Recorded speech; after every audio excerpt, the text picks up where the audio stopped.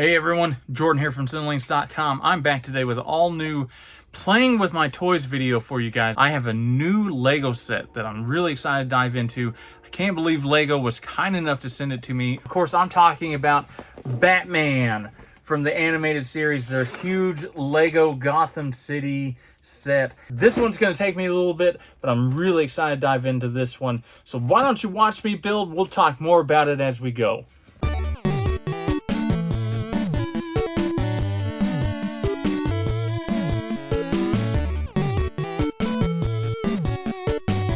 Alright, let's get this build started. Now, the Lego Batman, the animated series Gotham City set was revealed earlier this year and is, of course, based on the iconic animated series from the 90s.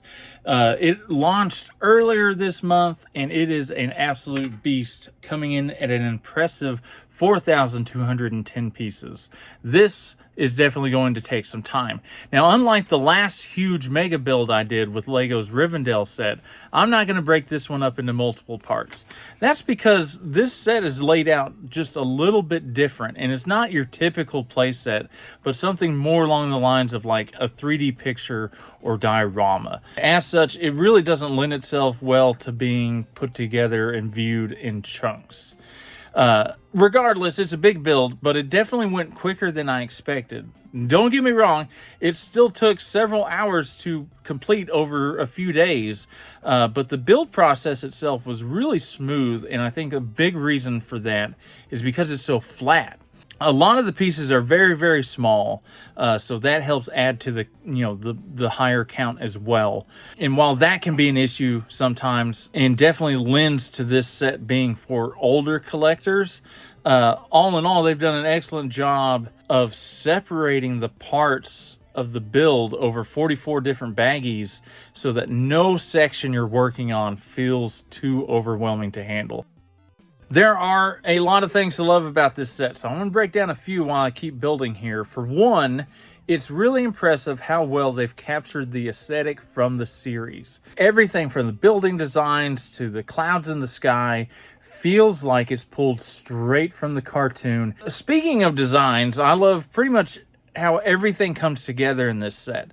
Like I said, it's all mini versions of things we see from the show, which means they had to get real clever in how they built and crafted certain things. Like, it's neat to see how with just a handful of bricks they managed to create these instantly recognizable objects. You know, right off the bat, the teeny Batmobile that even has this little drawbridge built into the Batcave section is just so neat to me. I also loved how they did the skyscrapers here. You know, despite only being a few inches tall, they look like big buildings with interior lighting and depth to them.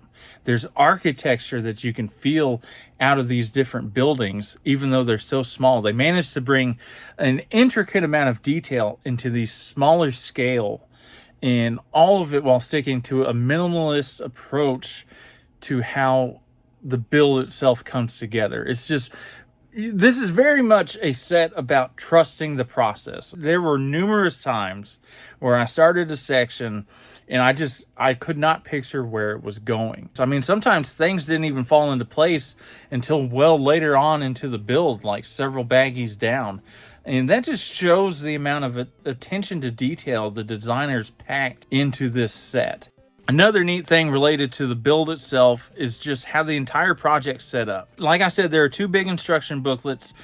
Each of them cover half of the build itself. Towards the end, of course, you put them together, but how they have it structured means that two people can build this simultaneously. You can just divide up the bags, grab an instruction booklet, and get to work. So it's really neat that it's something you can enjoy with a friend or family member, and you're not getting in each other's way when you're doing it.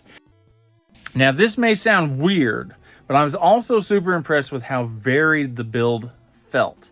Despite featuring a number of similar sections, the developers went to great lengths to make every part of the build feel just a little bit different. Like about halfway through, I realized I'd only encountered a couple of times when the instructions simply guide you to build something times 2 or 3 or 4. Now, I get the need for that type of building instruction for a lot of different sets, but when you have to build the same thing over and over and over, it gets really tedious, especially on something this large of scale. But here they managed to make those repetitive sections feel distinct. And sometimes it was just as simple as they changed up the pieces used, but it was enough to make it feel varied and like you weren't just simply building the same thing over and over and over and over. Obviously, the biggest thing that Batman fans are going to enjoy are the sheer amount of Easter eggs that are hidden within the set. I mean, it's insane. There's the 4 minifigures that you get, but just about every other major Batman character are represented within this cityscape.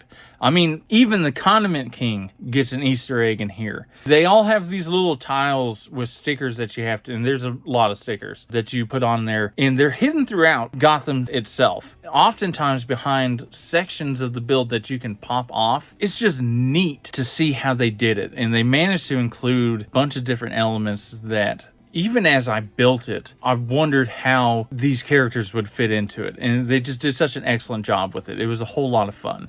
While it's not set up to be something that you're going to sit and play with, this aspect of it, with the pop-off buildings and the different Easter eggs hidden throughout, gives the set a more interactive quality. And it opens up the display options you have beyond simply putting it on a shelf or hanging it up on a wall.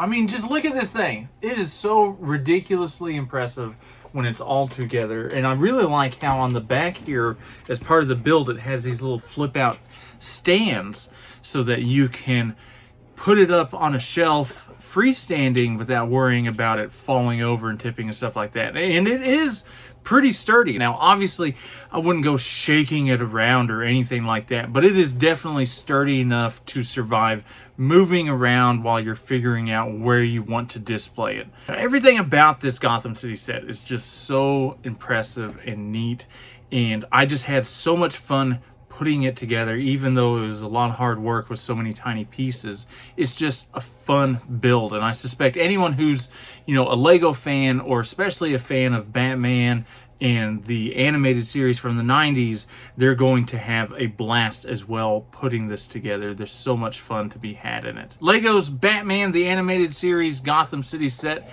is available right now for $300.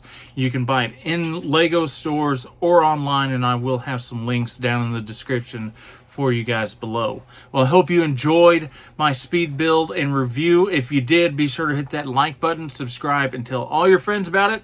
Until next time, keep it tuned here to Cinelinks.com for all your movie, gaming, and geek-related needs.